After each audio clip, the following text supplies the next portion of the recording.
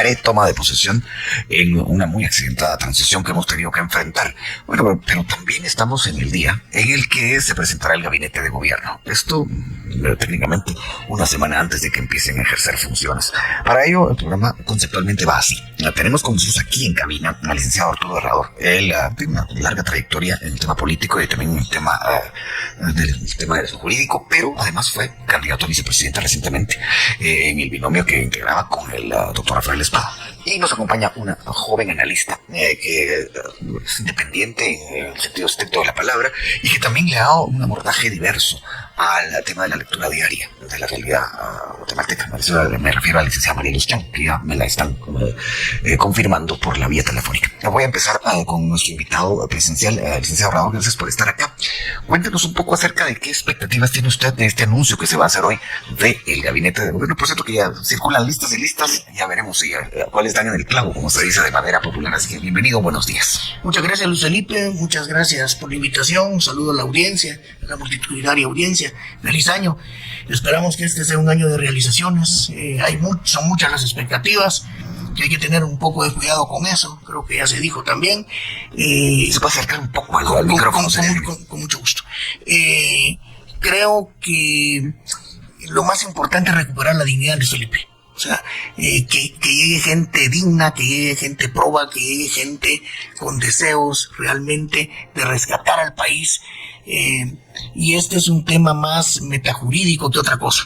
O sea, la solución posiblemente de todas estas cuestiones y las expectativas buenas o malas que hay se van a decantar definitivamente por una cuestión metajurídica. Quiero decir que la solución va a ser jurídica si es que hay alguna situación, pero el fondo del asunto, la inspiración va a ser como empezó, una cuestión política, no ideológica, sino que va a ser una cuestión política. Puede estar la solución en manos de los juristas, pero definitivamente se tiene que buscar ese algo que rescate al país y nos vuelva al cauce de la institucionalidad. Al cauce de la institucionalidad, recuperar la dignidad. De esto platicamos ahora con María Luz Chan, como decía al principio, analista independiente. Licenciada Chan, gracias por estar con nosotros. Y se me pasó a decírselo al licenciado Herrador. A ambos, feliz 24. Muchas gracias. Bienvenida, licenciado. Buenos días. Muchas gracias, buenos días y felices fiestas a todos los que nos están escuchando y qué gusto estar acá acompañándolos. El gusto es nuestro, así que empecemos con la plática. ¿Usted cómo ve esto de presentar el gabinete de gobierno una semana antes de empezar con a ejercer funciones? Esto especialmente porque, como se sabe, en Guatemala se filtran ciertas noticias, pero todavía no hay una lista definitiva.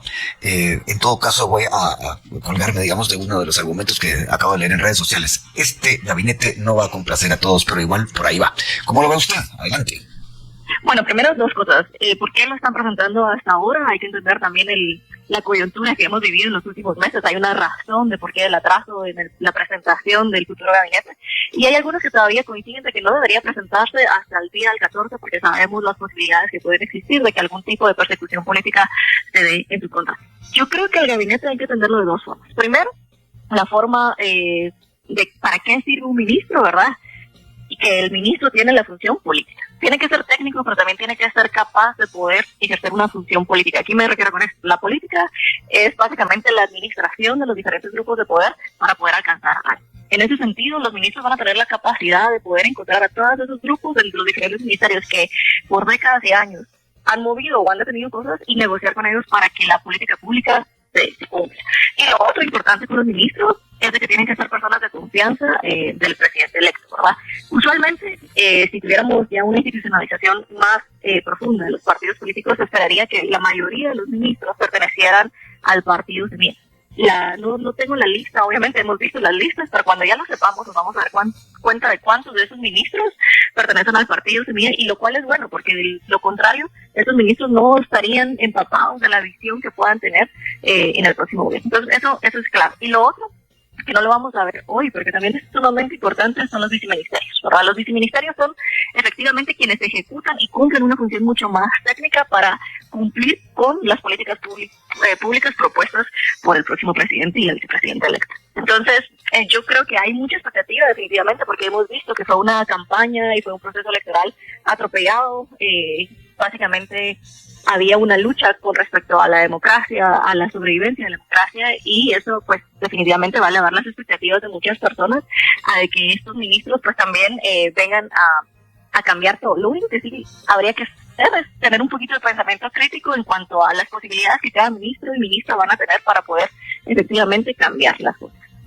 Mucho que sacar de lo que acaba de decir Marielos Chan, y voy a empezar por algo. Es decir, la verdad es que sí, los viceministros todavía no se van a conocer sino hasta el 15, entiendo. Eso es lo que normalmente ocurre, pero, licenciado Herrador, me imagino que debe ser complicado aceptar un ministerio en estos tiempos, tomando en cuenta lo que acaba de decir la licenciada Chan, que puede incluso que esta semana haber una persecución contra quienes sean nombrados. ¿Qué opina de eso? Absolutamente. Hablábamos fuera de micrófono que es una situación sui generis, una situación especial. No se había dado un proceso de transición dentro de la democracia como el que se está dando. Hay mucho temor, hay mucho miedo de los sectores políticos, de los sectores democráticos del país. Se respira en el aire una política vintage, decía alguien, porque es un retroceso a lo que teníamos, a lo que habíamos avanzado. Definitivamente va a requerir de mucha maniobrabilidad de parte de los ministros, hacer un análisis profundo y a fondo de cómo estamos, cuál es la situación de cada ministerio. Yo creo que va a ser muy crítica, y empezar a revertir esa situación, volver a repensar que el Estado debe servir para servir a la población. O sea, no hay un lugar en la administración pública donde usted no encuentre una queja de mis colegas, por ejemplo, abogados, de retrocesos en los procesos, para celeridad, entre otras cosas, celeridad y transparencia en los asuntos gubernamentales. Yo creo que con empezar a dar un buen servicio, retornar a lo original, trabajar mucho en la transparencia, que es vital, yo creo que estaríamos retomando el timón de la administración pública. Ahí tenemos, Marielos habló de las políticas públicas, definitivamente hay que seguirlas. Hay un largo debate si las políticas públicas son o no vinculantes, deberían serlo. Yo siempre he sido de la idea que cada política pública debería tener una ley para hacerla formalmente vinculante, pero ahí están, y es un camino a seguir que definitivamente cada ministerio debería de tomar. Bueno, antes de ir a la pausa, voy con Marielos Chan de nuevo, que hablaba del pensamiento crítico, lo mencionó en su primera intervención. Y la pregunta para usted, licenciada, es esta. ¿Usted cree que la población de Guatemala, con tantos rezagos, como lo platicábamos con Dionisio Gutiérrez hace tal vez unos 20 minutos, con tanta impaciencia que va armando que va acumulando esos rezagos, esté en capacidad de comprender que es muy posible, casi un hecho, que la próxima administración encuentre escombros en el Ejecutivo? ¿Qué opina de eso? Yo sería cuidadosa con pedirle, digamos, a la población en general que entienda esto. No porque no esté en capacidad, sino porque al final uno vota con la intención de que la persona que le voy a dar mi voto me respete, ¿verdad? Entonces, lo que ellos van a entender y van a poder percibir que las cosas se están cumpliendo es cuando les estén resolviendo las cosas. Y ahí es donde tiene una oportunidad enorme el próximo gobierno, porque definitivamente hay muchos escombros, pero ha sido tanto el retroceso y el deterioro de las instituciones que vemos que también, como ha sido tanto, ciertos cambios, ciertos ajustes podrían provocar cambios significativos en servicios públicos. Ahora estamos hablando del sistema de salud, estamos viendo los hospitales que se están despidiendo en la administración de Alejandra Matei sin luz. Entonces, hay ciertas cosas que podrían mejorarse, que no se necesita de años o de décadas para que se vea el cambio, sino que a finales de año ya se podrían empezar a percibir. Estamos hablando del Ministerio de Educación también, ¿verdad? Recordemos que hubo mucha queja con respecto al retroceso del inicio de las clases, que va a ser hasta el 15 de febrero. Todas las noticias y todos los índices que vimos con respecto al deterioro del acceso a la educación durante la pandemia y post-pandemia. Entonces, hay cosas que sí se pueden hacer, porque han sido tan malas en los últimos 4 años, que ahí tiene una oportunidad clave el próximo gobierno para hacerlo, ¿verdad? Entonces, lo que quizás lo más importante hoy no es de que no se le fiscalice ni se le sea crítico al próximo gobierno, sino entender dentro de qué capacidades se van a poder dar esos cambios. Y eso también le corresponde al próximo gobierno identificarlos y comunicarlos. ¿Cuál es el legado que quiere dejar Bernardo Arévalo y Karime Herrera? O sea, quiere ser un presidente que es reconocido por reformas, porque construyó obras públicas, porque combatió la lucha contra la corrupción. Entonces, a medida que él sea más específico y su trabajo se vaya orientando a eso, también la gente va a poder percibir de que sí se está haciendo. El día de que empiece la conferencia de prensa en la que el binomio electo va a anunciar al equipo más próximo que los va a acompañar, en el próximo gobierno, ¿no? O sea, la presentación del gabinete. Muchos la ven, bueno, una de nuestras invitadas dice, bueno, fue tan tarde porque el temor de que hubiera ataques. Hay quienes dicen fue muy temprano por eso mismo, porque se hubieran esperado hasta el 14, es lo que dicen algunos, solamente repito lo que veo y lo que leo. Pero de lo que estamos platicando es de esa coyuntura previa a la toma de posesión, a una programada toma de posesión que algunos aún, que tienen un espíritu no democrático, o para decirlo claro, antidemocrático, están diciendo que no va a ocurrir. Bueno, me acompaña aquí en la cabina el licenciado Arturo Herrador, que recientemente fue candidato a la vicepresidencia, y por la vía telefónica lo hace la licenciada Marielos Chan, que es una lista independiente. Voy a empezar ahora con ella. Licenciada Chan, usted decía que, sí, son escombros, pero que de algún modo si se hace la comparación de pronto puede ser favorable para la administración del doctor Arévalo. Vamos a partir de un hecho muy concreto, que no ha terminado de suceder, digamos, todavía estamos respirando las secuelas de ello. 4 días sin electricidad en el Hospital General San Juan de Dios. ¿Usted se refiere a temas como esos cuando dice que ha sido tan desastroso el asunto que el nuevo gobierno puede realmente abarcar en ese sentido? Definitivamente. Lo decía ya mi compañero micrófono, Arturo, de la importancia de la dignificación, ¿verdad? La importancia de la dignificación en este caso a los doctores que realizan su trabajo en condiciones deplorables, ¿verdad? O sea, no tienen ni los medicamentos ni las estructuras necesarias para poder atender a sus pacientes. Entonces creo que el próximo ministro de salud o ministra de salud que vayan a nombrar tiene una tarea inmediata de venir y darle los recursos y darle las herramientas necesarias para que el sistema de salud pública esté funcionando y no tengamos estos casos de 4 días sin luz, ¿verdad? O sea, eso es específicamente a lo que me refiero. El tema del deporte también. Podemos recordar que hasta la fecha los deportistas no pueden utilizar la bandera de Guatemala precisamente por un problema político legal. Entonces creo que ahí también es otro ámbito en donde podría el próximo gobierno tratar de solucionar esto que han vivido los deportistas en los últimos años, el tema de la educación. Y hay un ministerio que usualmente no le hemos prestado atención, que es el Ministerio de Desarrollo Social, porque asumimos que ese ya es un ministerio que funciona de manera clientelar, ¿verdad? Recordemos cuándo fue creado el Ministerio de Desarrollo Social. Fue creado en el gobierno de Otto Pérez Molina, después de que el gobierno de Álvaro Colón lo instaurara, y ellos desde una misión electoral política dijeron los vamos a institucionalizar y vamos a utilizar o tratar de captar los mismos réditos políticos electorales que captó Sandra Torres durante esos programas para nuestro programa político, ¿verdad? Entonces hemos asumido ya por muchos años de que el Ministerio de Desarrollo Social sirve para un tema clientelar. Entonces va a ser un gran reto para el próximo ministro tratar de como que enseñarnos y descifrar si realmente los programas sociales son exclusivamente clientelares o pueden enfocarse en mejorar la calidad y la condición de vida de las personas. Bueno, es un ejemplo de muchos. Paso ahora con el licenciado Herrador. Licenciado, ya han surgido críticas al movimiento Semilla, o sea, digamos, al gobierno que va a instalar ese partido que ganó las elecciones, de que no tienden puentes, de que no se abren a escuchar otras voces. ¿Usted también ha oído esos comentarios? Lo he escuchado, me preocupa profundamente. Ese debe ser un gobierno que si algo debe tener es tender puentes. Precisamente nosotros en campaña siempre hablábamos de una plataforma nacional de consenso, y eso que ni de lejos se habían escuchado el viento de los huracanes que hubo después de la elección. Nosotros lo decíamos en campaña. A la semana de la elección, a los 5 días, nosotros estábamos agradeciendo y felicitando al nuevo gobierno, solo para dejar constancia, y está en redes sociales.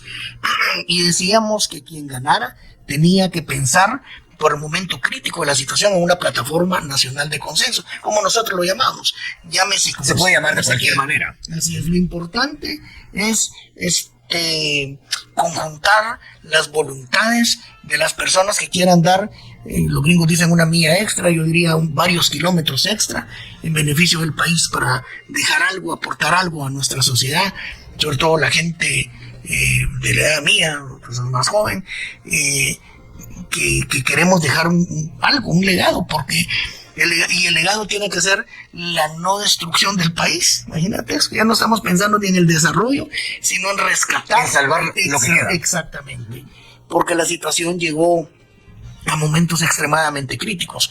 Yo creo que dentro de los ex candidatos presidenciales, dentro de sus cuadros, el doctor Arévalo puede encontrar personas que puedan ayudar en esta gran tarea nacional. Esto es como cuando pasa un huracán, pasa un ciclón y lo primero que tienes que hacer es recoger los escombros para empezar a trabajar, y hay que hacerlo de manera inmediata, hay que hacerlo de manera instantánea para empezar a subir esos peldaños que tenemos, porque pareció aquel juego que se llamaba No te enojes, que cuando ya se va llegando te regresan 5, 7 posiciones más, no sé cuántas habremos desescalado. La política, muchos teóricos la describen así precisamente.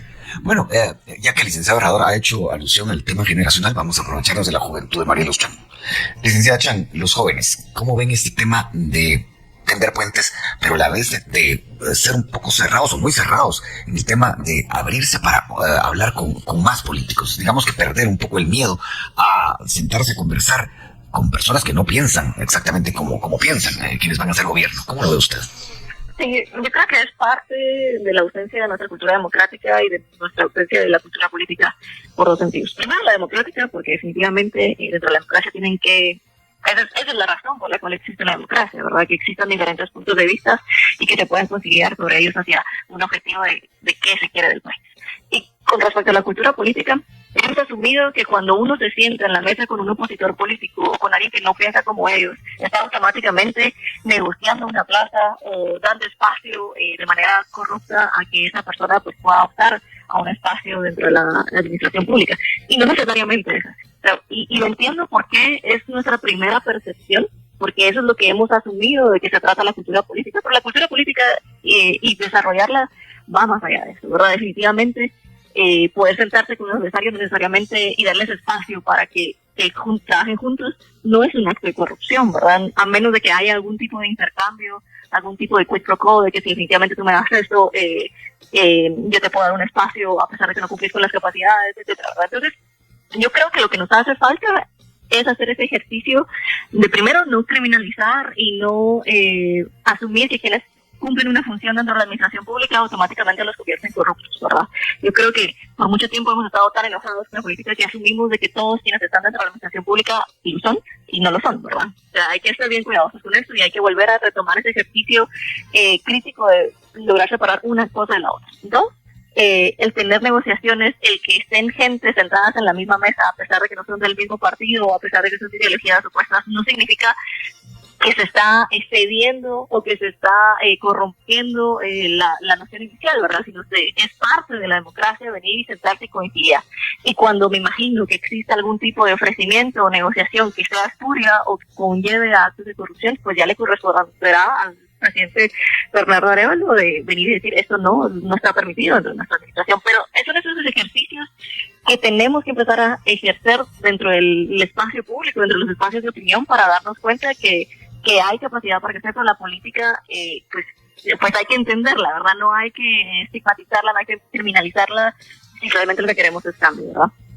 Bueno, se trata de casi que de refundar el país en muchos sentidos. Licenciado, ahora hablemos un poco de la comunidad internacional, pero más que de la comunidad internacional, del contexto internacional.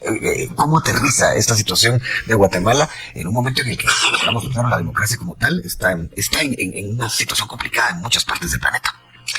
Bueno, yo creo que la democracia se ha ido desgastando a nivel universal y hay adalides internacionales que tienden hacia el autoritarismo, que exudan autoritarismo. El caso del presidente Trump, que creo que fue la causa causal por la cual todos los males en Guatemala se pudieron dar. O sea, el desatar ese nudo gordiano o abrir esa caja de Pandora vino desde ahí. Ahí nos dijeron sí se puede transgredir la norma, sí se puede transgredir no solamente la ley, sino que sí se pueden romper los principios, sí se pueden quebrantar los valores. Esa es mi percepción. Y a partir de ahí, pues un grupo... perdón que le interrumpa, sí. Por ejemplo, como un efecto de eso, lo que ocurrió hoy hace un año en Brasil, cuando se toma por asalto el Congreso. Exactamente. O sea, se sentaron ciertos precedentes que jamás hubiéramos pensado, yo creo que a nivel planetario, que eso hubiera podido ocurrir de la cuna de la democracia occidental, que es Estados Unidos. Entonces alguien dijo, miren, sí se puede. O sea, quebramos esto, rompemos esto, transgredimos esto. Y eso fue lo que permitió que prender la mecha de todo esto que tenemos hasta ahora. Creo que a nivel internacional, Estados Unidos sobre todo ha reflexionado mucho sobre lo que significa el que se incendie uno de los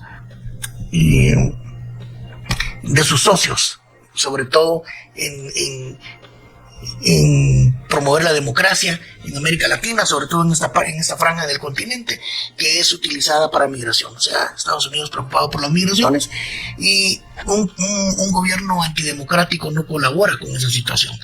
Sobre todo abundando tantos. Por supuesto.